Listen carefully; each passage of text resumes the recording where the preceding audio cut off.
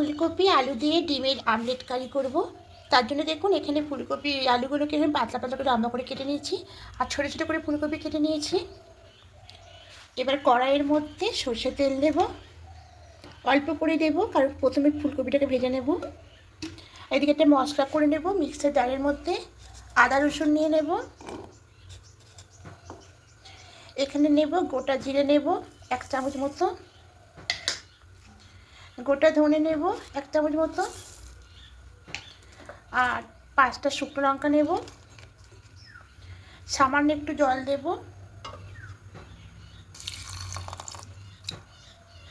এবার একটা পেস্ট করে নিয়ে আছে। প্রথমে কপিগুলোকে দিয়ে দেব,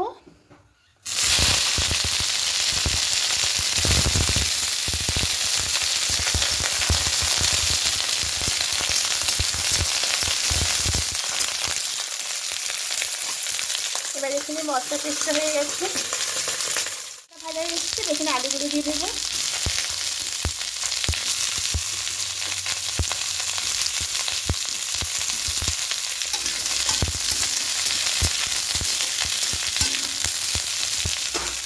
এবার সামান্য একটু হলুদ গুঁড়ো দেবো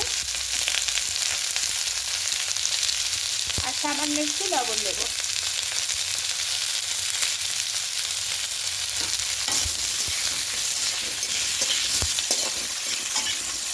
এবার কপির সঙ্গে আলুটাকে একটু হালকা করে দিয়ে দেবো। হালকা করে আলুটাও ভাজা হয়ে গেছে। এবার সবগুলো তুলে নেব।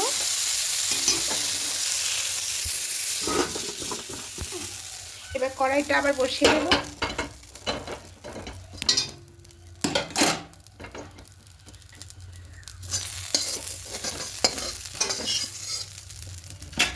এবার এখানে সর্ষের তেল দেব,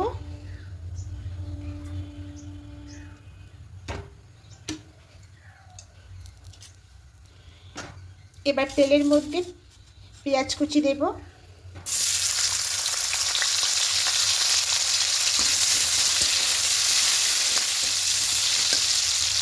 হালকা লাল করে ভাজা হয়ে গেছে। এবার যে বাটা মশলাটা পেস্ট করেছিলাম ওটা দিয়ে দেবো।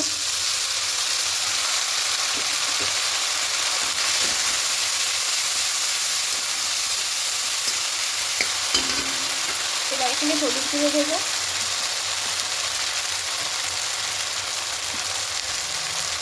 দিয়ে খুব ভালো করে কষিয়ে নেব।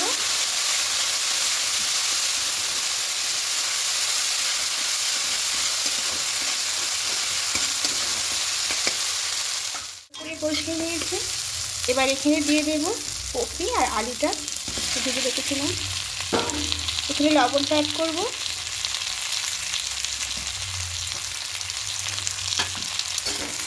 এবার মশলার সঙ্গে খুব ভালো করে একটু কষিয়ে নেব।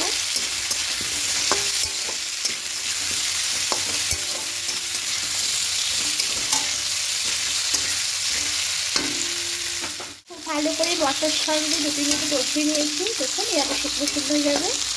এবার এখানে মশলা পেস্টের জলটা দেবো, মিষ্টি জলটা দিয়ে আরও কিছুটা জল দেবো।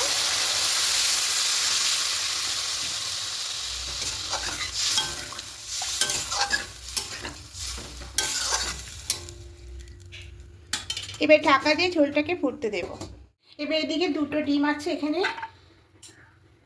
এই 2টো ডিমকে ফেটিয়ে নেব।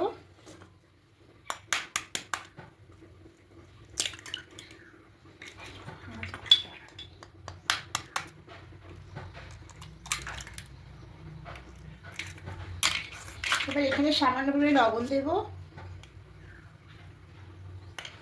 গোলমরিচ পাউডার দেব আর পেঁয়াজ কুচি দেব।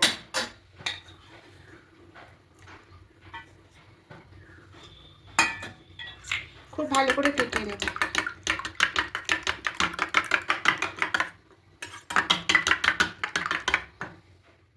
এদিকে একটা লোহার চাটনি বসেছি, ওদিকে ঝোলটা ফুটে থাকে, এদিকে ডিমের অমলেটটা করে নেব। এবার চাটুটা গরম হয়ে আসলে এখানে বেশ কিছুটা সর্ষের তেল দেব, দিয়ে চারিদিকটা এভাবে করে নেব। এবার ডিমের যে গোলাটা করেছিলাম এর মধ্যে দিয়ে দেব, দিয়ে খুন্তি দিয়ে খুব ভালো করে চারিদিকটা চাড়িয়ে নেব। এবার 3 ভাঁজ করে নেব, দিয়ে এবার খুন্তি দিয়ে 3 পিস কেটে নেব। এবার গ্যাসটা অফ করে দিয়ে অন্য একটা প্লেটের মধ্যে নামিয়ে নেব।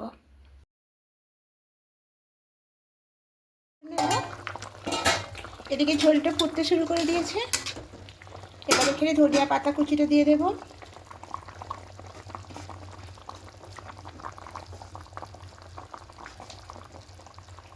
আর যে ডিমগুলো ভেজে রেখেছিলাম, ডিমের অমলেট, এগুলো দিয়ে দেব।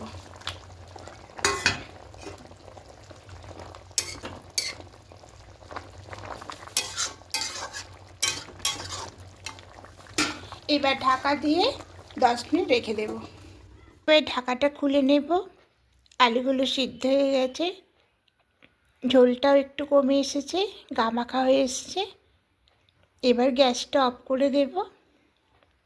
তা আমি যখনই যেটা রান্না করি বন্ধুরা, সেটা আপনাদের সঙ্গে শেয়ার করি। আর এখন যেহেতু সিজনের কপি, যে কোনো কিছুতে রান্না করলে স্বাদ দ্বিগুণ হয়।